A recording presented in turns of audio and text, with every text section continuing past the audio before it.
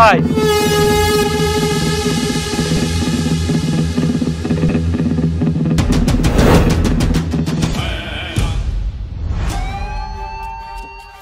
এই না মেডিকেল গিয়ে ওষুধগুলো নিয়ে আসো। ডাক্তার মশাই, আমার বউ কখন ছাড় পাবে? 3 দিন পর ছাড় পাবে। ডাক্তার মশাই, 3 দিনে তা কত বিল হইতে পারে? তুমি বেশি টেনশন নিও না, আমাদের এটা ট্রাস্টের নার্সিং হোম, বেশি খরচা হবে না। তাও কত টাকা হবে? ওই 1000-25 ধরে রাখো। 20-25,000? মেডিকেল গিয়ে ওষুধগুলো নিয়ে আসো।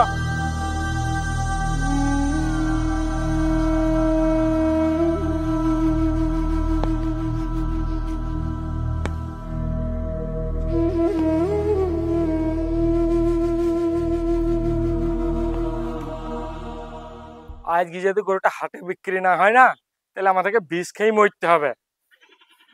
চলি চ।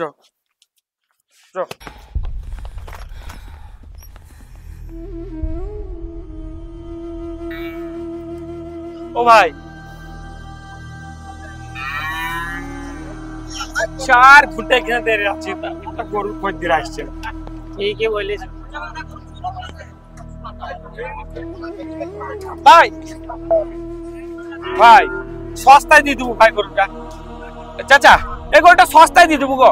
আরে লাও গো চাচা, একবারে সস্তায় দিয়ে দেবো।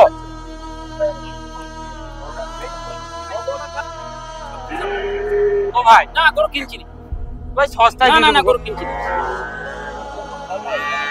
ভাই, ও ভাই এই গরুটা কিনো। গরু ভাই আমরা কিনছি নি ভাই, গরু কিনে আমরা মরি গেছি, আমরা এবার ছাগল কিনবো। না মামা গরু কিনা, আমরা গরু কিনা। ভাই ভাই খুব সস্তায় দিয়ে দেবো গো। ছাগল কিন, ছাগল ছাগলের হাটটা কোন দিকে ভাই? ছাগল হাটটা ওইদিকে ভাই। ছাগল কিনবে, গরু কিনবো না। ঠিক আছে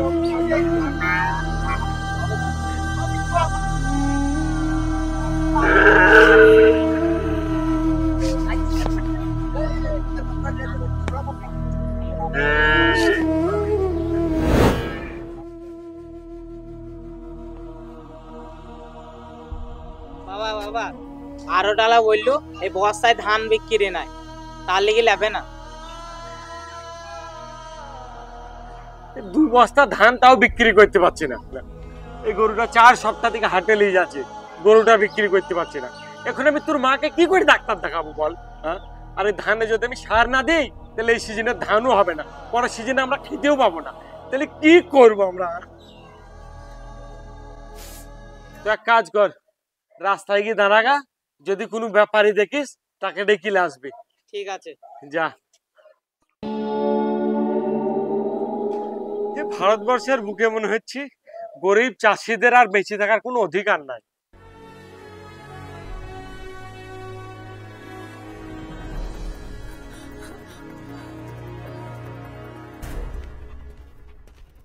কাকা, আমার বাবা ডাকছে তোমাদেরকে। ঠিক আছে চ।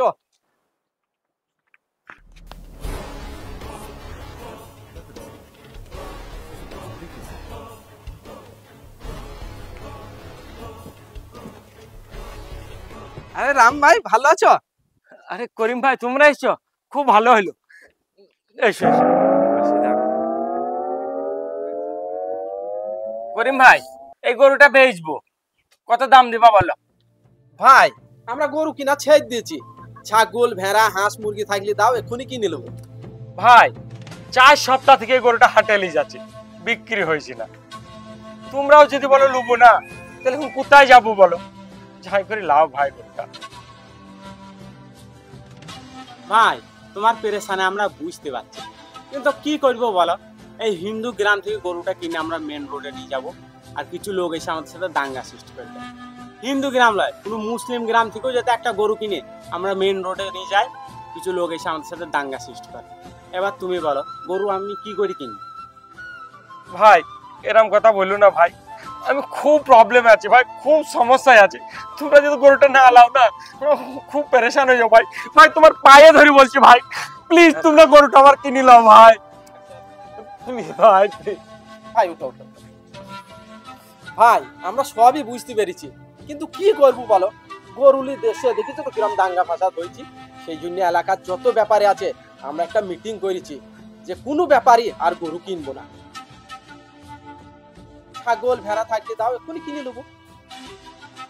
ভাই আমি বুঝতে পারছি তোমাদের দোষ নাই, কিন্তু আমি খুব মজবুর ভাই। প্রতি সিজনে একটা করে গরু বেচি, পুরা চাষের খরচা বের করে। ধান পোতার সময় গরু বিক্রি হয়নি বলে আমার বইয়ের মঙ্গলসূত্রটা বেচে আমি ধান পুঁতেছি। এখন যদি আমি ধানের সার না দিতে পারি তাহলে আর ধান হবে না। আর ধানটা না হলে 2 মাস পর আর আমরা খেতে পাবো না। ভাই আমার বইয়ের খুব শরীর খারাপ ভাই, তাকে আমি কোথা থেকে ডাক্তার দেখাবো? 2 বস্তা ধান আছে, বেচার লেগে বললাম, আর ডালারা বলছে বর্ষার সময় ধান বিক্রি হবে না। আমরা কোথায় যাবো ভাই এই গরিব চাষি গুলো? প্লিজ ভাই ভাই তোমার সিচুয়েশন আমরা সবই বুঝতে পেরেছি, কিন্তু আমরা কি করব বলো? তোমার জন্য তো আমরা জান দিতে পারি না। দেখেছো তো দেশে গরুলি কিরাম দাঙ্গা ফাসাদ হয়েছে। ভাই তোমরা ঠিকই বলছো, তোমাদের কোনো দোষ নাই, কিন্তু একটা কথা জানো, এই সরকার হিন্দু মুসলিমকে লড়িয়ে রাজনীতি করতে চাচ্ছে। যারা গোরক্ষকের নামে লোককে ধরে ধরে মারছে, ব্যাপারীদেরকে ধরে ধরে মারছে, তারা আসল গোমাতা ভক্ত নয়, তারা আসল হিন্দু নয়।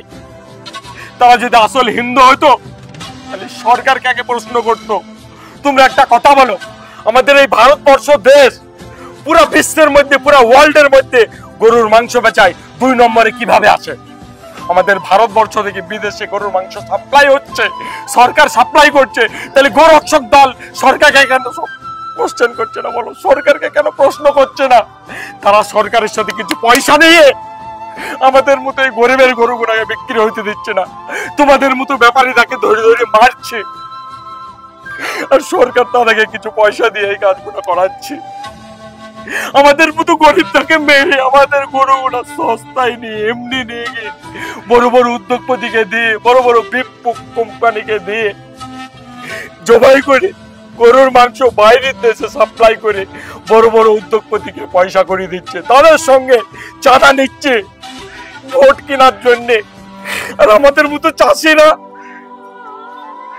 না খেতে পেয়ে মরে যাচ্ছে। আজকে আমার বউকে আমি হাসপাতালে নিয়ে যেতে পারছি না, আমার ধানের বই আমি সার দিতে পারছি না। বল আমার ধানটা যদি না হয় তাহলে আমি 2 মাস পরে কি খাবো? আরে গরুকে বা কি খাওয়াবো? যখন ধান হবে ধানের খ্যার গুনা কেটে কেটে আমি গরুকে খাওয়াবো। যদি আমার ধানটা না হয় তাহলে আমি আগে গরুকে কি করে খাওয়াবো? গরু কি করে বাঁচাবো বলো? তোমরা সরকার থেকে কি কেন কোশ্চেন করো না? সরকার থেকে কেন জিজ্ঞাসা করো না? গোরক্ষক দল তোমরা দেশে কেন দাঙ্গা ফেলাও? ভাই তোমার পেরেশানি আমরা বুঝতে পারছি, কিন্তু আমাদের কিছু করার নেই। তুমি এই 500 টাকাটা রাখো, তোমার কাজে দেবে।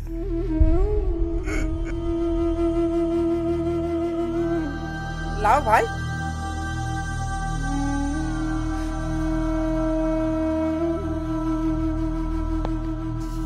ঠিক আছে আমরা আসছি।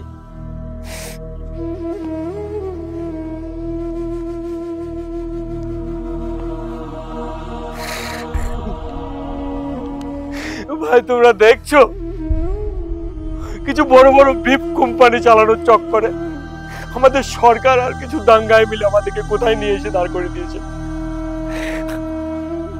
আমার মতো একটা ক্ষুদ্র চাষি আজকে একটা মানুষের সঙ্গে 500 টাকা ভিক নেওয়ার জন্য মজবুর হয়ে গেল।